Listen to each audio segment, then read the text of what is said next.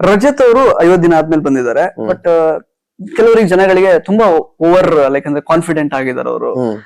ಅಂದ್ರೆ ಆಲ್ರೆಡಿ ಇರುವಂತಹ ಕಂಟೆಸ್ಟೆಂಟ್ಸ್ ನ ಕುಗ್ಸೋದಕ್ಕಂದ್ರೆ ಮಾತುಗಳಲ್ಲಿ ಬೇರೆ ಬೇರೆ ಏನೇನೋ ಅವರು ಪದಗಳನ್ನು ಉಪಯೋಗಿಸ್ತಾರೆ, ಆತರ ಕುಗ್ಸೋ ಪ್ರಯತ್ನ ಮಾಡ್ತಿದ್ದಾರೆ. ಅಂದ್ರೆ ಇಷ್ಟೊಂದು ಓವರ್ ಕಾನ್ಫಿಡೆನ್ಸ್ ಬೇಕಾಗಿರ್ಲಿಲ್ಲ ಅಂತೆಲ್ಲ ಜನ ಕಮೆಂಟ್ ಮಾಡ್ತಾರೆ. ಸೊ ನಿಮಗೆ ಅವ್ರನ್ನ ಒಳಗಡೆ ನೋಡಿದಾಗ ಹೇಗೆ ಅನಿಸ್ತು ಅಂತ? ಇಲ್ಲ, ರಜತ್ ವ್ಯಕ್ತಿತ್ವನೇ ಆಗಿದೆ. ರಜತ್ ಓವರ್ ಕಾನ್ಫಿಡೆನ್ಸ್ ಅಲ್ಲ, ರಜತ್ ಇಸ್ ಕಾನ್ಫಿಡೆಂಟ್.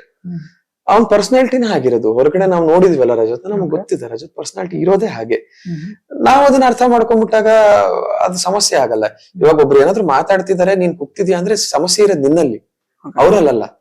ನೀನೊಬ್ರ ಮಾತಿಗೆ ಕುಗ್ತೀಯ, ಒಬ್ರ ಮಾತಿಗೆ ನೀನು ಅದನ್ನ ಮನ್ಸಿಗೆ ಹಚ್ಕೋತೀಯ, ಅದರಿಂದ ಫೀಲ್ ಆಗ್ತೀಯ ಅಂದ್ರೆ ಸಮಸ್ಯೆ ಇರೋದು ನಿನ್ನಲ್ಲಿ. ಫಸ್ಟ್ ನೀನ್ ಕರೆಕ್ಟ್ ಮಾಡ್ಕೋ, ಕುಗ್ಗಿಸ್ತಿರೋನ್ ಕರೆಕ್ಟ್ ಮಾಡಕ್ ಹೋಗ್ಬೇಡ ನೀನು. ಅವ್ನ ಆಟ ಅದಾಗಿರ್ಬೋದು, ಅವ್ರ ಸ್ಟ್ರಾಟಜಿ ಅದಾಗಿರ್ಬೋದು, ಅದನ್ನ ಯಾಕೆ ತಪ್ಪು ಅಂತ ಹೇಳ್ತೀಯಾ? ನೀನ್ ಸರಿ ಮಾಡ್ಕೊ, ನೀನ್ ಅದಕ್ಕೆ ಫಸ್ಟ್ ಕೇರ್ ಮಾಡಕ್ ಹೋಗ್ಬೇಡ, ಅವಾಗೆಲ್ಲ ಸರಿ ಹೋಗುತ್ತೆ. ಸೊ ಈಗ ಬಿಗ್ ಬಾಸ್ ಮನೆ ಒಳಗಡೆ ಸಾಕಷ್ಟು ವಾರಗಳನ್ನ ನೀವು ಕಳೆದಿದ್ದೀರಾ.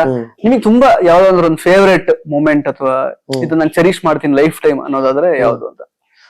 ನಾನ್ ಚೆರಿಶ್ ಮಾಡೋ ಮೂಮೆಂಟ್ ಹೌದು, ಒಂದು ಕ್ಯಾಪ್ಟನ್ಸಿ ವಾರ. ಅದ್ ಬಿಟ್ರೆ ಜೋಡಿ ಟಾಸ್ಕ್. ಜೋಡಿ ಟಾಸ್ಕ್ ತುಂಬಾ ಚೆರಿಶ್ ಮಾಡ್ತೀನಿ. ಯಾಕಪ್ಪ ಅಂದ್ರೆ ಅದಂತೂ ಸಿಕ್ಕಾಪಟ್ಟೆ ರೋಲರ್ ಕೋಸ್ಟರ್ ತರ ಇತ್ತು ನನಗೆ. ಶುರುವಾದಾಗ ಎಷ್ಟು ಚೆನ್ನಾಗಿ ಶುರುವಾಯ್ತು, ಮಧ್ಯದಲ್ಲಿ ಹಂಗೇ ಬಿತ್ತು. ಅದನ್ನ ಮತ್ತೆ ಎತ್ಕೊಂಡಂತ ರೀತಿ, ಬಾಟಮ್ ಅಲ್ಲಿ ಇದ್ದವನು ಮತ್ತೆ ಟಾಪ್ 3 ಹೋದಂತ ರೀತಿ, ಎಲ್ರು ಸ್ಟ್ಯಾಂಡಿಂಗ್ ಅವೇಶನ್ ಕೊಟ್ಟು ಚಪ್ಪಾಳೆ ಕೊಟ್ಟಂತ ರೀತಿ, ಅಂಡ್ ಪ್ರತಿ ಸದಸ್ಯರು ಪ್ರೀತಿ ತೋರಿಸ್ತಂತ ರೀತಿ ಆ ವಾರ. ಸಖತ್ತಾಗಿ ಆಡಿದೆ ಗುರು ಅಂತ ಹೇಳದಂತ ರೀತಿ. ಸೊ ಇದನ್ನ ತುಂಬಾ ಚೆರಿಶ್ ಮಾಡ್ತೀನಿ ನಾನು ಆ ವಾರ.